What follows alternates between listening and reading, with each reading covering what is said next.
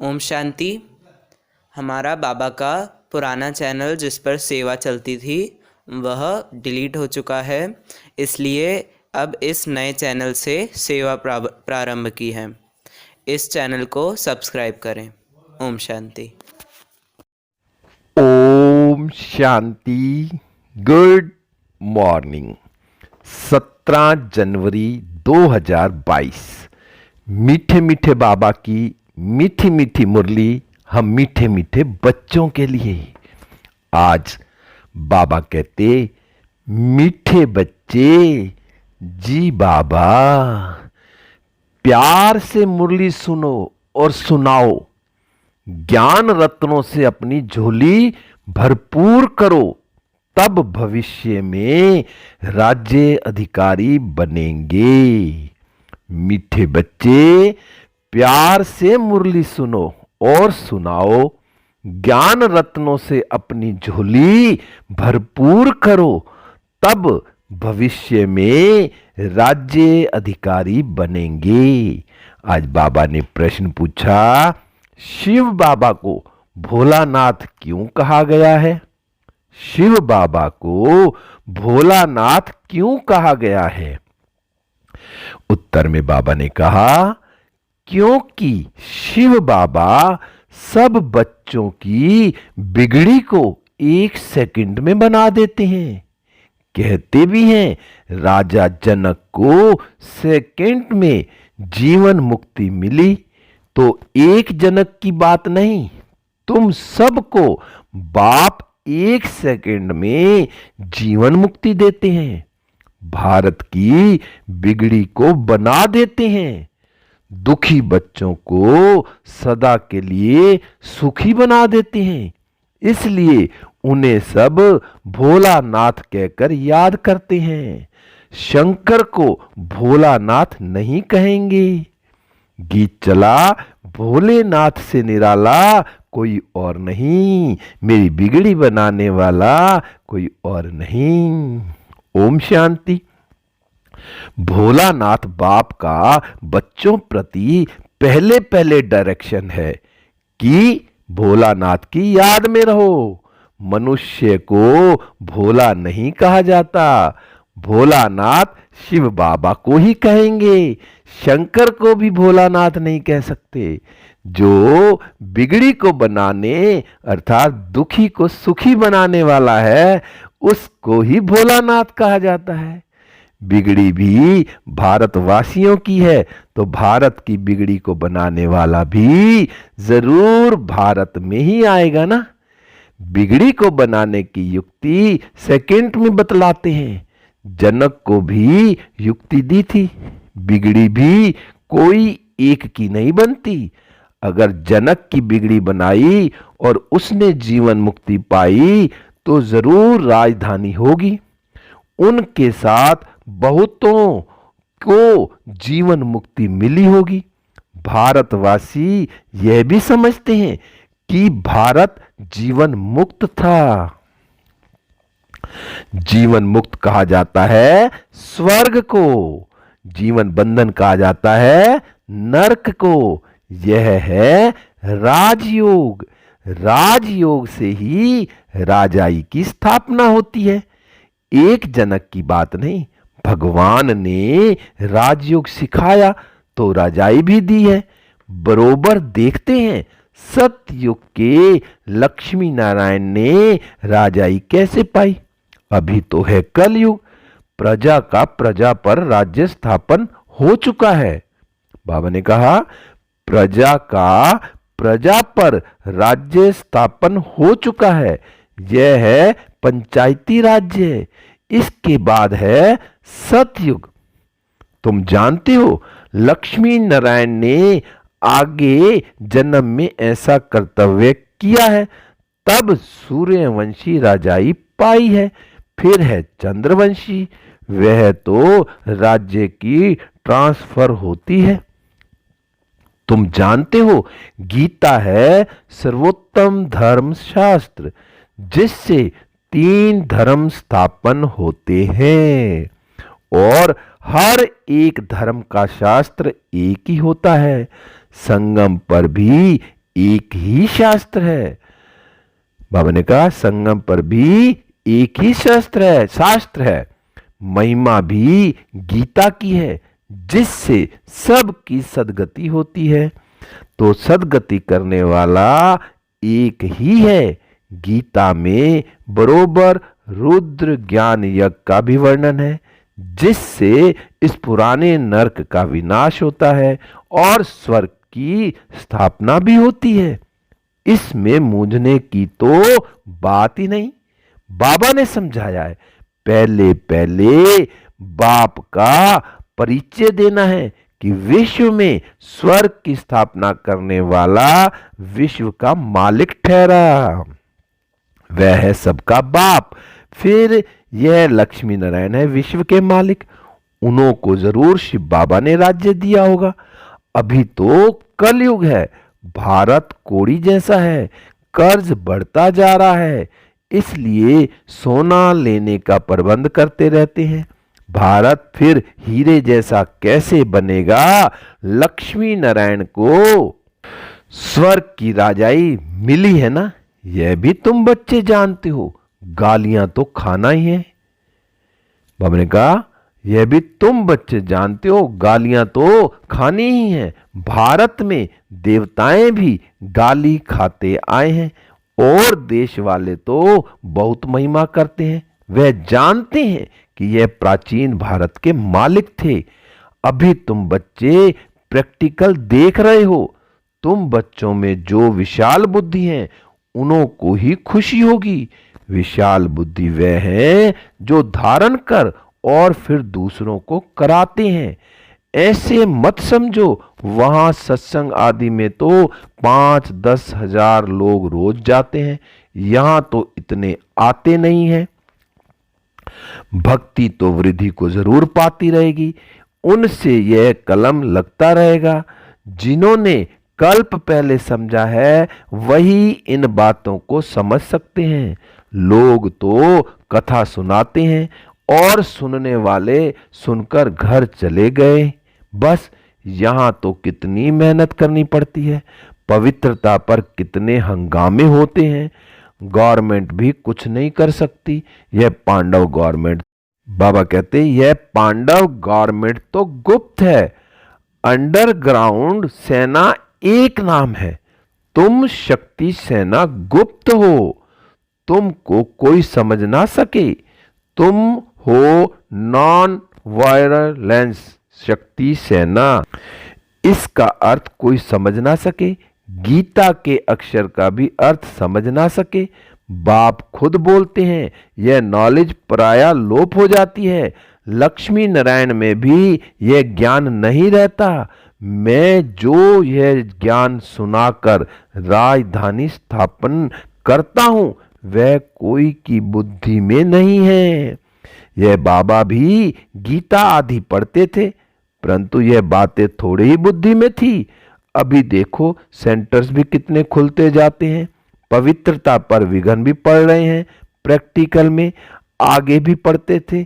उन गीता पाठशालाओं में विघन की बात नहीं रहती। यहां तो तुम ब्रह्मा कुमार कुमारी बनते हो। यह अक्षर तो गीता में भी नहीं है। यह भी समझ की बात है। प्रजापिता ब्रह्मा के बच्चे ब्रह्मा कुमार कुमारियां तो हर एक मनुष्य हैं, ना कि सिर्फ भारतवासी, परंतु सारी सृष्टि के मनुष्य सब हैं। सभी प्रजापिता ब्रह्मा को एडम कहते हैं। जानते हैं वह मनुष्य सृष्टि का पहला हेड है, ह्यूमैनिटी स्थापन करने वाला। ऐसे नहीं कि सृष्टि होती ही नहीं है फिर ब्रह्मा पैदा हुआ, उनके मुख से मनुष्य रचे जाते हैं। नहीं, अगर कोई भी मनुष्य ना हो तो फिर मुख वंशावली भी पैदा हो ना सके। ना ब्रह्मा मुख वंशावली, ना ब्रह्मा कुख वंशावली हो सके। बाबा ने कहा ना ब्रह्मा मुख वंशावली, ना ब्रह्मा कुख वंशावली हो सके। सृष्टि तो सारी है, उनकी कलम लगाई जाती है। यह नई नई बातें समझने की हैं। किसकी बुद्धि में बैठने में टाइम लगता है, कोई तो 1 मास में भी खड़े हो जाते हैं। जैसे देखो बंगलोर के अंगना बच्चे को कितना नशा चढ़ा हुआ था, जो हमारे पास 20 वर्ष वाले को भी नशा नहीं है। खुशी में डांस करता था, भगवान मिल गया। खुशी की बात है ना, भगवान आकर रक्षा करते हैं माया से, फिर स्वर्ग की राजाई स्थापन करते हैं। बाबा तो बहुत क्लियर समझाते हैं। मैं इस साधारण तन द्वारा फिर से तुम बच्चों को वही सहज राजयोग और सृष्टि चक्र के आदि मध्य अंत का ज्ञान सिखलाता हूं। तुम कह सकते हो, आओ तो हम आपको सतयुग से लेकर कलयुग अंत तक की हिस्ट्री सुनाएं कि अब फिर से कैसे सतयुग आने वाला है। जरूर सिखाने वाला भी होना चाहिए। हमको सिखलाते हैं तब तो हम समझा सकते हैं ना। बाकी तो जो गीता सुनाने वाले हैं उनसे तुम लोगों ने बहुत सुना है, बहुत लेक्चर्स होते रहते हैं, परंतु वह इस धर्म के ना होने के कारण इस तरफ खींचते नहीं हैं। बाबा ने कहा जब तुम्हारा प्रभाव निकलेगा फिर वृद्धि होगी, धीरे धीरे वृद्धि होती रहेगी। यह तो जानते हैं भारत कितना कंगाल है। मनुष्य भूख बहुत मरते हैं, दुखी होते हैं, भगवान की भक्ति करते हैं कि आकर दुख से छुड़ाओ। तुम बच्चे जानते हो सुखी सृष्टि कब होती है। यहां तुम बच्चों की झोली भर रही है इन अविनाशी ज्ञान रत्नों से।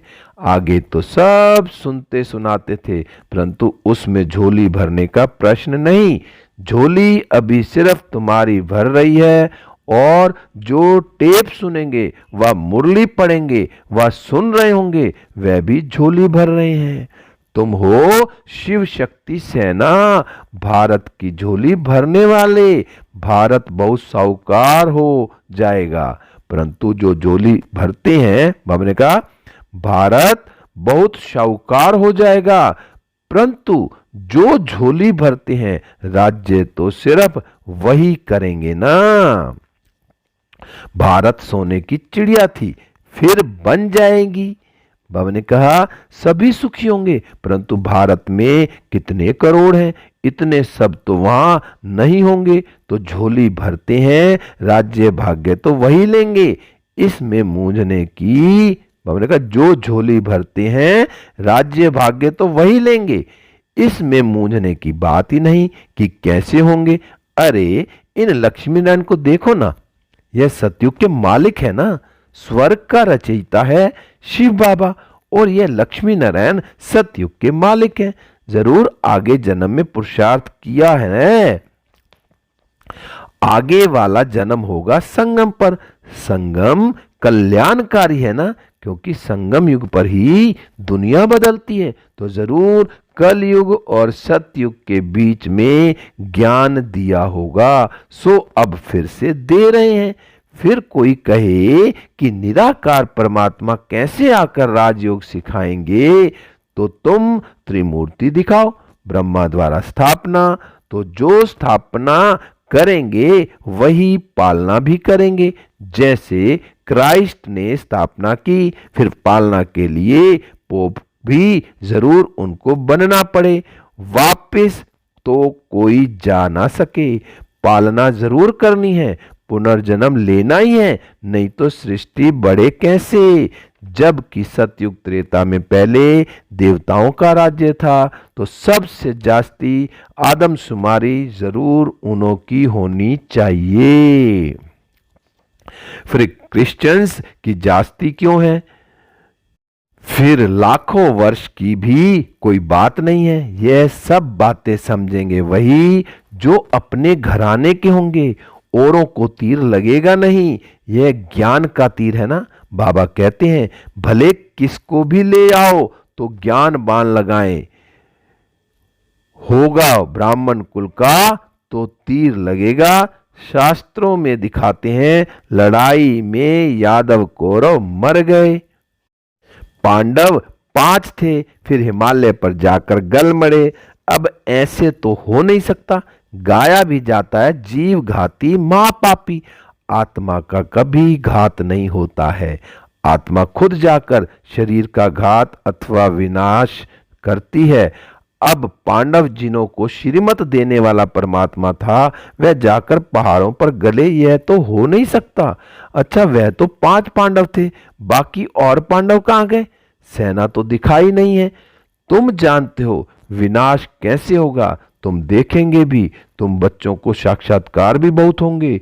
शुरू में तुमको बहुत साक्षात्कार होते थे, कभी लक्ष्मी को कभी नारायण को इनवाइट करते थे, कितने साक्षात्कार होते थे। फिर पिछाड़ी के टाइम जब हाहाकार होगा, तब फिर तुमको साक्षात्कार होंगे, हंगामे होंगे, तो तुम बच्चे आकर यहाँ इकट्ठे होंगे। इसलिए मधुबन में जास्ती मकान बनाते रहते हैं। फिर तुम बच्चों को इन साक्षात्कार से खुशी में लाते रहेंगे। बाबा ने कहा फिर तुम बच्चों को इन साक्षात्कार से खुशी में लाते रहेंगे, परंतु मासी का घर नहीं है जो सब यहां आ जाएं।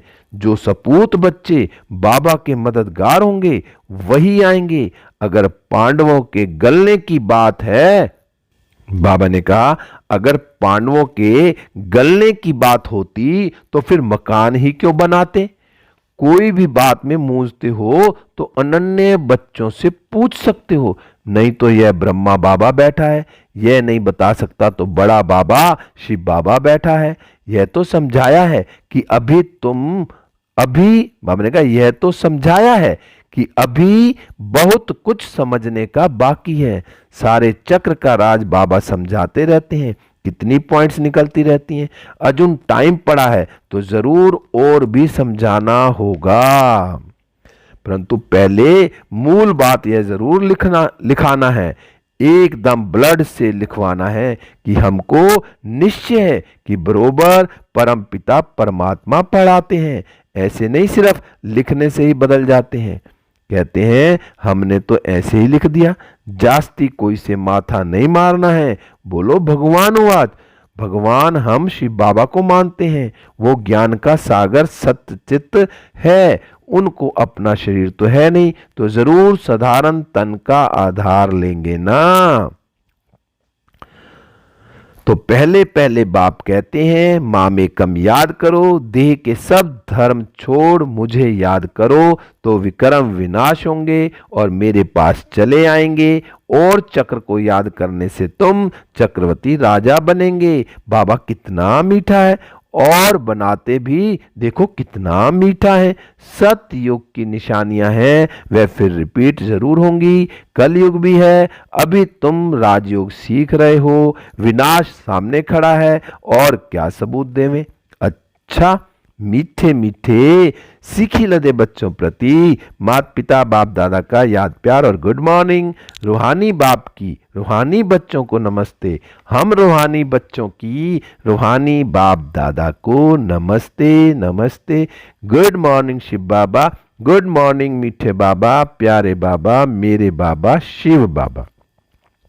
धारणा के लिए मुख्य सार नंबर 1, बाप समान बनना है। भगवान आकर माया से हमारी रक्षा करते हैं, इस खुशी में रहना है। नंबर 2, किसी भी बात में मूंझना नहीं है। सपूत बच्चा बन बाप का पूरा पूरा मददगार बनना है। आज बाबा ने वरदान दिया, बाबा का हाथ अपने सिर पर अनुभव करते हैं और वरदान को अपने अंदर समा लेते हैं। बाबा ने कहा ब्रह्मा बाप के संस्कारों को स्वयं में धारण करने वाले स्वयं परिवर्तक सो विश्व परिवर्तक भव। ब्रह्मा बाप के संस्कारों को स्वयं में धारण करने वाले स्वयं परिवर्तक सो विश्व परिवर्तक भव। विस्तार है, जैसे ब्रह्मा बाप ने जो अपने संस्कार बनाए वह सभी बच्चों को अंत समय में याद दिलाए। निराकारी, निर्विकारी और निरंकारी। तो यह ब्रह्मा बाप के संस्कार ही ब्राह्मणों के संस्कार नेचुरल हो, सदा इन्हीं श्रेष्ठ संस्कारों को सामने रखो। सारे दिन में हर कर्म के समय चेक करो कि तीनों ही संस्कार इमर्ज रूप में हैं। इन्हीं संस्कारों को धारण करने से स्वयं परिवर्तक सो विश्व परिवर्तक बन जाएंगे। स्लोगन है, अव्यक्त स्थिति बनानी है तो चित्र अर्थात देह को ना देख चैतन्य और चरित्र को देखो। अव्यक्त स्थिति बनानी है तो चित्र अर्थात देह को ना देख चैतन्य और चरित्र को देखो। लवलीन स्थिति का अनुभव करेंगे आज। बाप का आप बच्चों से इतना प्यार है जो जीवन के सुख शांति की सब कामनाएं पूर्ण कर देते हैं। बाप सुख ही नहीं देते लेकिन सुख के भंडार का मालिक बना देते हैं। साथ साथ श्रेष्ठ भाग्य की लकीर खींचने का कलम भी देते हैं। जितना चाहे उतना भाग्य बना सकते हो। यही परमात्म प्यार है। इसी प्यार में समाये रहो। ओम शांति। मीठे बच्चे, प्यार से मुरली सुनो और सुनाओ। ज्ञान रत्नों से अपनी झोली भरपूर करो, तब भविष्य में राज्य अधिकारी बनेंगे। ओम शांति। ओम शांति।